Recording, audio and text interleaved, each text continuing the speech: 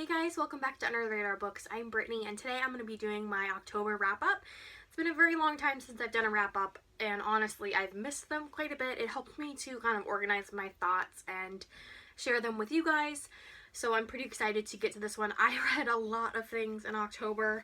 I think that's mainly because I participated in 2 readathons, including this bookathon and Dewey's 24-hour readathon. So, let's see here.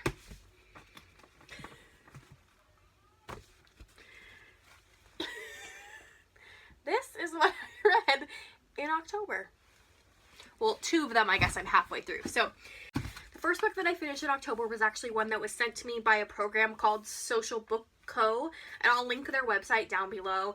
And they contacted me and asked if I wanted to be a part of their program where they send you books for review. And you can do written reviews, so if you have a blog, you can do that. Or if you have a channel, you can do that as well.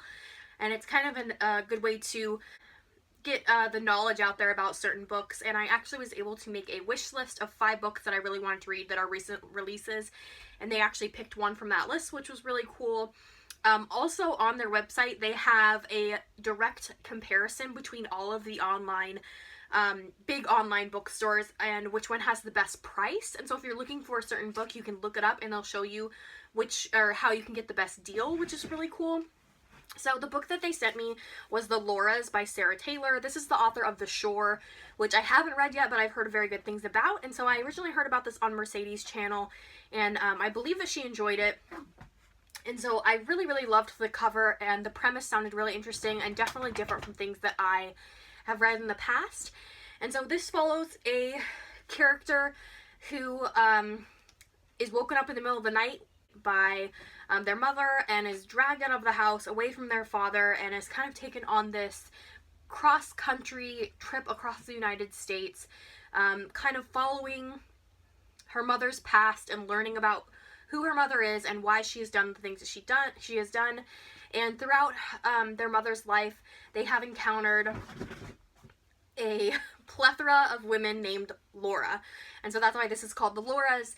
And it is so interesting because I honestly didn't even realize this until about halfway through, but the young main character, the young protagonist, actually, you never find out their gender. And I really, really enjoyed that, and I think that is so important because it just goes to show you that it just shows the fluidity of gender and how that doesn't define who we are as people.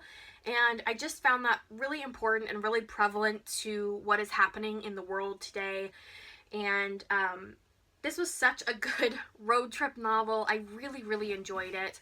I thought that the characters were super fleshed out, and it's a wonderful mother and child relationship and how that kind of plays out.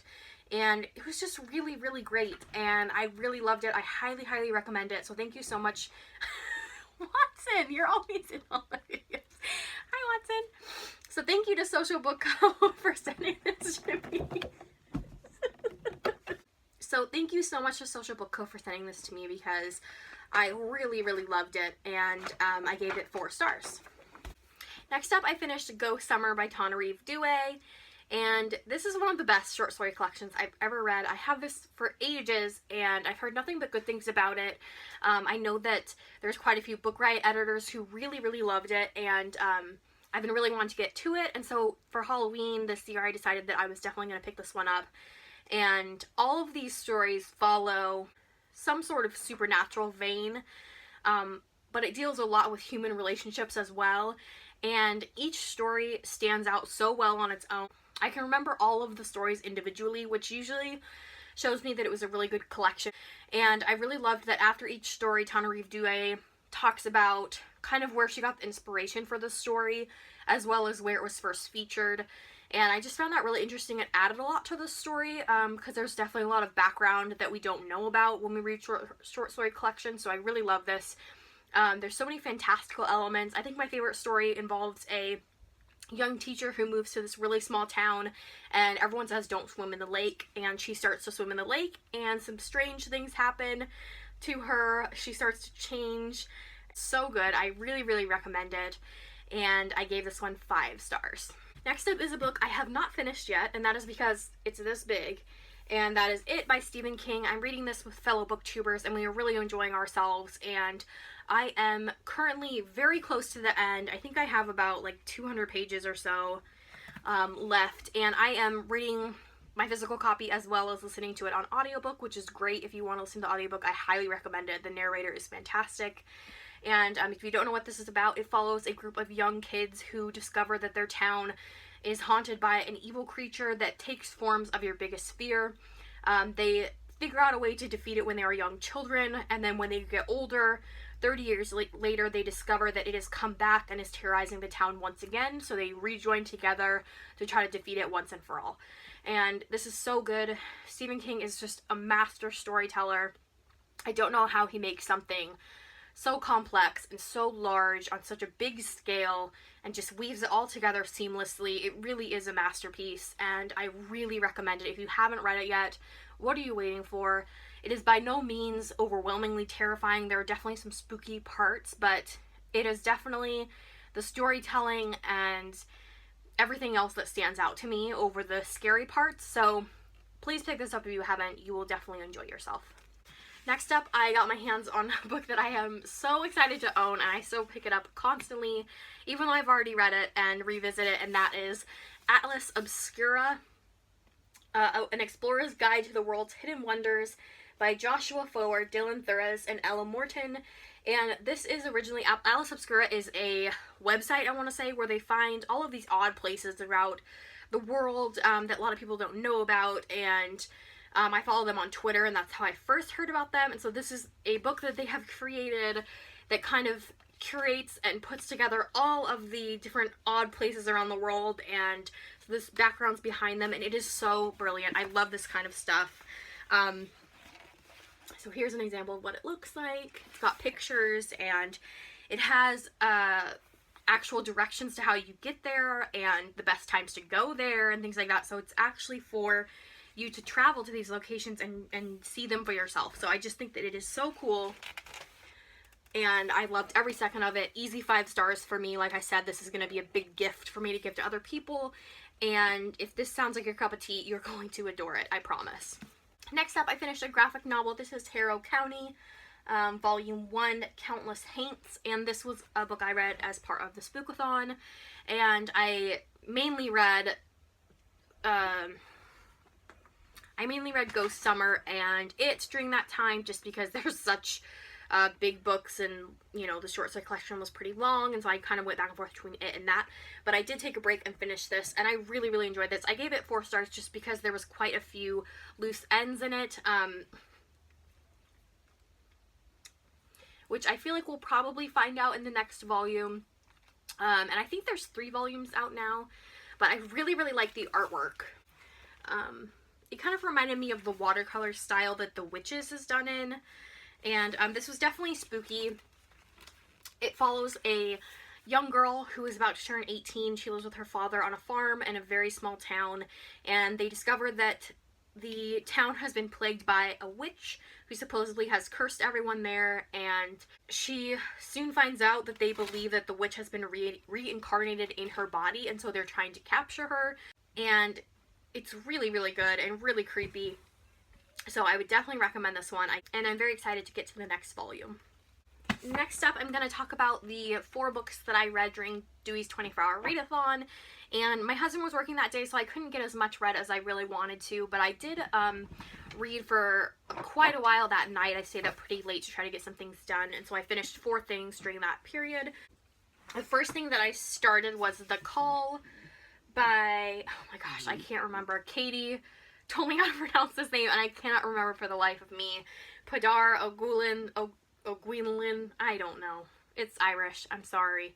But this was so good. I can't knock it this 5 stars because I enjoyed myself so much while I was reading it. This is a YA book. It's a dystopian book that follows an alternative Ireland where they have been cut off from the rest of the world because they have been taken over by basically like fairy folk, but fairy folk they're not like the normal fairies that you would think. They are evil, and they take lots of pride in torturing people. And the fairy folk used to own Ireland, or lived all over Ireland, and when humans came, they took it over and basically banished the fairy folk to this dark, scary place, and in exchange, the fairy folk take their adolescence for 24 hours in fairyland, but in reality, it's only 3 minutes and 4 seconds in human time. And so they transfer them, or take them, and it's called the Call. And so all of the adolescents are sent to schools where they are trained to try to defend themselves and try to survive during their call. And so our main character has polio, and so her legs don't work very well, and so the odds of her surviving her call are very slim, but she's super determined that she's going to survive. She's all around just a really badass character, and I really appreciated that. But this is, I mean, edge of your seat. I couldn't put it down. I was so invested in the characters, and I really, really loved it, so I highly recommend this. Even if YA isn't your normal thing, this is just so unique and interesting, and there's lots of Irish heritage and a really good diverse group of characters, so I would really recommend this to anyone. Next, during the readathon, I picked up a manga that I have been wanting to pick up for a very long time. I've checked it out from the library numerous times and haven't gotten to it, so I finally picked up my own copy. This is the first volume. They also have a bind-up that's available, but this is Uzumaki by Junju Ito, and this follows a town where people start dying in very mysterious ways, and everything involves the shape of a spiral. And they don't explain too much about why this is happening or where the spiral is coming from, that sort of thing. But it is super creepy and so weird. I actually got my hands on the next 2 volumes because I really, really wanted to see what happened. But the artwork is just creepy. So if you were looking for a scary graphic novel, look no further. This one's the one for you. I gave it 4 stars. Next up, I finished Glaciers by Alexis M. Smith. This was so lovely. This follows a young girl who works in the basement of a library, and she falls in love with a coworker who is also a soldier, and this was just so heartwarming, and I love the fact that each chapter is almost like a little vignette from her life. It kind of jumps around in time periods and just talks about different stories, and it really focused on objects and what objects mean to us and our memories, and it was just really lovely, and I gave it 4 stars, and I would really, really recommend it. It is wonderful. The last book that I read during Dewey's 24-hour readathon was The Lover's Dictionary by David Levithan, and this is really interesting as well. This is also another love story, but it's told throughout like dictionary definitions, so it's very interesting in the way that it is formatted, if you can see that. And I found it mesmerizing, and I read it in one sitting easily, and it's just, it does a similar thing that Glaciers did, where it kind of jumps around in time periods. It doesn't follow like a straight narrative, which I think is really interesting and adds a lot to especially a love story. And so it goes through, each definition kind of tells a little story about the couple and something that they went through, and it's just a really fast read, and I really, really enjoyed it. So I gave this one 4 stars. The next book that I read is another graphic novel that is monstrous. This was volume 1, Awakening, and I gave this one 3 stars in the end. I was pretty disappointed in it because the artwork looks really amazing. The storyline sounds really interesting. It says, set in an alternate world of Art Deco beauty and steampunk horror, Monstrous tells the epic story of Micah Half-Wolf, a teenage survivor of a cataclysmic war between humans and their hated enemies, the Arcanics. In the face of oppression and terrible danger, Micah is both hunter and hunted, searching for answers about her mysterious past as those who seek to use her remain just one step behind. And all the while, the monster within begins to awaken. So this sounded really interesting, kind of like a steampunk graphic novel. And like I said, the artwork is really, really beautiful. Really good colors. Like that. But I felt like we had so many questions at the end of the book, just way too many, as well as between each issue there is a part where they kind of like info dump on you, where it's basically just like telling you all of this information in this one page. It's all like super packed in, and I really felt like that just took you out of the story. It just felt so odd and displaced, and so that was probably the main thing that bothered me. I feel like some of it could have been explained through the storyline instead. And so I think I will pick up the next volume just to see where the story goes, but if I feel similarly next time around, I probably will go ahead and pass on this one. So like I said, I gave this one 3 stars. So the next book that I read was a very quick read for me, and that is Behind Closed Doors by B.A. Paris. And I don't want to say very much about this because I went into it pretty blind. The back says, Jack, handsome, dedicated lawyer and loving husband. Grace, elegant, consummate housewife and prisoner. So, as you can guess, Jack and Grace's relationship is not what it seems on the outside. So this was so creepy and such a thrilling read. And if you love thrillers, you're going to love this one. It was so, so good. And I gave this one 4.5 stars. So, my current read right now, besides it, that I'm almost finished with, is False Hearts by Laura Lamb. And, ooh, that's really shiny. And this is so interesting. This is a great mashup of genres. It's a kind of a mystery meets sci-fi, meets dystopian. It is so good. It follows a pair of Siamese twins who were raised in a cult-like atmosphere in a future world where there's tons of technology and everybody uses technology constantly on a daily basis. They're raised in this cult where they're not exposed to technology and they live how they did basically in the 1970s. So they have TV and electricity and running water, but they don't have any of the high-tech technology that the rest of the world has. And they figure out when I think they're 16 years old, that the rest of the world is so different from what they thought. And they realize that if they move out of the cult, they can actually be separated, given surgery, and the technology is so good that they can easily survive this surgery and be their own people.